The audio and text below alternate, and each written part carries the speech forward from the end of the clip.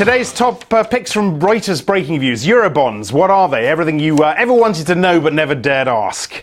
And the Bank of England's Paul Tucker makes a declaration of independence. With me is Peter Larson. I trust reading this Eurobonds piece is going to be easier than writing it. We're looking at Neil Unmack is picking apart Eurobills, redemption bonds, red-blue bonds, deficit bonds. Poor guy. Yeah, well, but that's what we try to do is sort of, we call it a guide to the perplexed, and the idea really is to sort of cut through some of the noise. I mean, there's so much noise about Eurobonds, and part of the problem is that when different countries in the Eurozone talk about Eurobonds, they tend to mean different things. Yeah. You know, you can have a range from everything from what they call project bonds, which are sort of new bonds that are jointly guaranteed to finance infrastructure projects, all the way through to sort of some kind of fiscal union. And so what we try to do is pick apart the different types. And so we've looked at Eurobills, which are short-term bonds. We've looked at this idea of what we call red-blue bonds, which is where you issue different bonds, for different. You issue Eurozone bonds up to a certain level of debt, and then other bonds above that.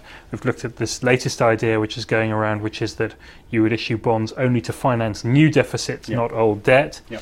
I guess the question is, and we've talked about it before, but which of these is acceptable to the Germans?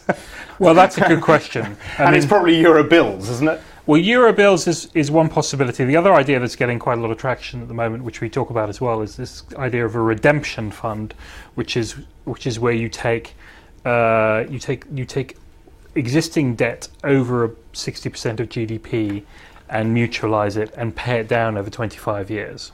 Right. So you're kind of dealing with the past problem, and then you have rules in place to stop countries from coming up with new problems. And that has the advantage of being, at least on paper, sort of a temporary scheme, which means it might pass muster with the Germans. But the bottom line in all of this is that basically people who are expecting Eurozone governments to come up with some kind of all-encompassing fix when they meet at the end of the month are going to be disappointed, because anything that they can agree in the short term won't be enough to deal with the crisis, and anything that might deal with the crisis can't be agreed on that sort of time scale. Okay. You can see that piece, of course, on the Breakingviews site and on the Reuters wire. Right, the other piece, Paul Tucker, who's probably going to get the top job at the Bank of England. I shouldn't say that really, but odds on that he will. He suggested easing credit conditions, which could well upset the purists. Yeah, I mean, it's an interesting statement. I mean, at the moment, because of course every time Paul Tucker or anyone else who's sort of considered in the running to be the next Bank of England governor opens their mouth, you know, their words are kind of picked apart in great detail to see whether they're disagreeing with Mervyn King and whether they're sort of positioning themselves differently for a run for the governorship.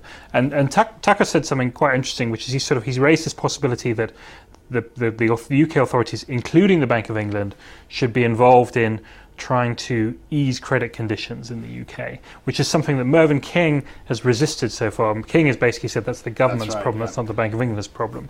Now, that may please the government. It may also help Paul, kind of boost his chances of taking over as governor. But it's also, really what I think, if you dig down into this idea, what it highlights is the sometimes conflicting goals the Bank of England has. So on the one hand, it's worried about the economy, about growth, about inflation. On the other hand, it's also worrying about financial stability. And what Tucker seems to be saying is that the emphasis that's been put on making banks safe, having big liquidity buffers and so forth, has had the effect of choking off credit to the economy, and maybe we need to kind of take that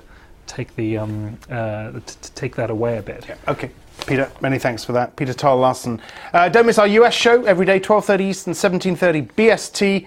It's live and then on demand, of course. I'm Axel Threlfall. This is Reuters.